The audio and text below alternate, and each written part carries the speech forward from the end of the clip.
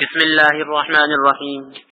اتقوا.com کی جانب سے اس ہفتے کا پیغام ماہ شعبان اور شب برات کے احکام و مسائل۔ الحمدللہ وکفی وسلام علی عباده الذین اصطفی، اما بعد، اعوذ باللہ من الشیطان الرجیم، بسم اللہ الرحمن الرحیم۔ حامیم والکتاب المبین، انا انزلناہ فی لیلۃ مبارکۃ انا کنا منذرین فیہا یفرق کل امر حکیم، صدق اللہ العظیم۔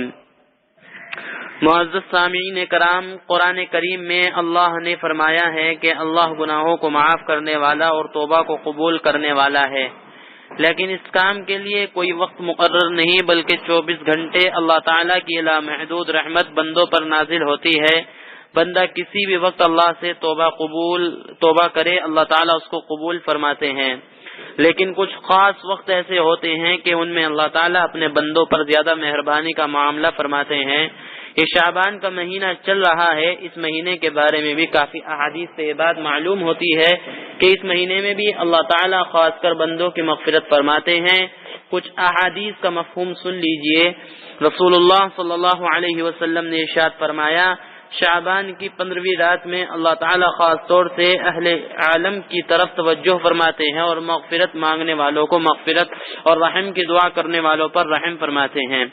شعبان کے مہینے میں آپ صلی اللہ علیہ وسلم نے فرمایا، آج شعبان کا نصف یعنی 15ویں رات ہے، اس میں اللہ تعالیٰ اتنے لوگوں کو جہنم سے نجات دے گا جتنے قبیلہ کلب کی بکریوں کے بال ہے۔ اس وقت عالم میں اس قبیلے کی بکریاں سب سے زیادہ تھی، اور بھی بہت سی احادیث سے اس رات کے متعلق بہت سی باتیں آتی ہیں۔ مثلا اس رات میں پورے سال پیدا ہونے والے اور مرنے والوں کے بارے میں لکھ دیا جاتا ہے۔ دوسرا، اسی رات میں پورے سال بندوں سے سرزد ہونے والے اعمال لکھ دیے جاتے ہیں، اسی وجہ سے پورے سال کی مغفرت اس رات میں لکھ دی جاتی ہے۔ تیسرے، اسی رات میں بندوں کے اچھے یا برے اعمال کی وجہ سے رزق میں زیادتی یا کمی کی جاتی ہے۔ معزز سامعین کرام، یہ رات جس کے بارے میں بات چل رہی ہے، اس کی اہمیت کو دیکھتے ہوئے علماء نے اس کے بہت سے نام لکھے ہیں۔ سب سے زیادہ مشہور شب برات ہے۔ اگر اس رات میں عذاب کے مستحق لوگ بھی رحم کی درخواست کرتے ہیں تو ان کی درخواست بھی قبول کی جاتی ہے۔ میرے دوستو، اس رات میں کرنا کیا ہے؟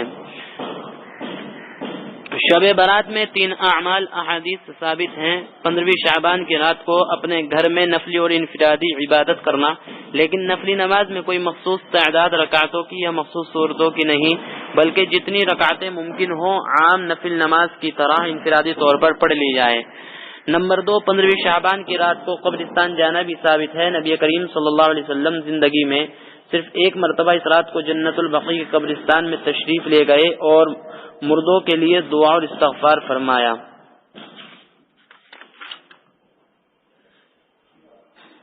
لیکن کچھ لوگ اس رات میں قبرستان جانا بالکل لازمی سمجھ لیتے ہیں، چاہے وہاں پر دعا اور استغفار کریں یا نہ کریں، ایسی سوچ غلط ہے۔ لہذا اگر کوئی ثواب کی نیت کر کے اس رات کو قبرستان جائے گا تو انشاءاللہ اجر پائے گا، لیکن وہاں پر میلے لگانا، قوالی پڑھنا یا سننا، پھول اور چادریں چڑھانا سب گناہ کی باتیں ہیں، ان سے اجتناب ضروری ہے۔ اس طرح عورتوں کا قبرستان جانا ہر حال میں منع ہے۔ نبی کریم صلی اللہ علیہ وسلم نے فرمایا، اللہ لعنت فرمائے ان عورتوں پر جو قبرستان جاتی ہیں اور ان مردوں پر بھی جو قبروں پر چراغاں کرتے ہیں۔ ابن ماجہ شریف۔ نمبر 3، 15ویں شعبان کے دن کو روزہ رکھنا۔ ویسے بھی ہر اسلامی مہینے کی 13، 14 اور 15 تاریخ کو اپنے آپ صلی اللہ علیہ وسلم سے روزہ بہت کثرت سے رکھنا ثابت ہے، اور رمضان کے بعد سب سے زیادہ روزہ آپ صلی اللہ علیہ وسلم شعبان ہی میں رکھا کرتے تھے، اس لیے 15 شعبان کا روزہ رکھنا مستحب ہے، یعنی بہتر ہے۔ کچھ لوگ ایسے ہیں جو اس رات میں بھی اللہ تعالی کی رحمت سے محروم رہتے ہیں۔ نمبر 1، مشرک، نمبر 2، کنہ رکھنے والا، اور نمبر 3، قطع رحمی یعنی تعلق توڑنے والا، نمبر 4، شلوار یا پینٹ وغیرہ ٹخنوں سے نیچے لٹکانے والا، نمبر 5، والدین کے نافرمان، نمبر 6، شرابی، نمبر 7، کسی کو ناحق قتل کرنے والا، نمبر 8، زانی، کنز العمال۔ لیکن اگر یہ شخص بھی سچے دل کے ساتھ، پکے ارادے کے ساتھ توبہ کر لے اور آئندہ سے نیت کر لے کہ ہم یہ گناہ نہیں کریں گے، تو انشاءاللہ ان کی بھی توبہ قبول اللہ تعالیٰ فرمائے گا میرے دوستو 15 رات کی کچھ بدعات ہیں ان سے اجتناب ضروری ہے، یعنی 15 شعبان کی رات کی کچھ بدعات ہیں ان سے اجتناب ضروری ہے۔ نمبر 1 آتش بازی، یہ رسم نہ صرف ایک بے لذت گناہ ہے بلکہ اس کے دنیاوی تباہیاں بھی ہمیشہ آنکھوں کے سامنے آتی ہیں۔ اس میں ایک تو مال کا ضائع کرنا ہے اور بیجا اسراف ہے جو خود دنیا میں بھی ہر قسم کی بربادی کا ذریعہ ہے۔ چنانچہ قرآن مجید میں ارشاد ہے بے شک فضول خرچی کرنے والے شیطان کے بھائی ہے، سورہ اسراء۔ اور اسراف نہ کرو کیونکہ بلا شبہ اللہ تعالیٰ اسراف کرنے والوں کو دوست نہیں رکھتا، سورہ اعراف آیت نمبر 31۔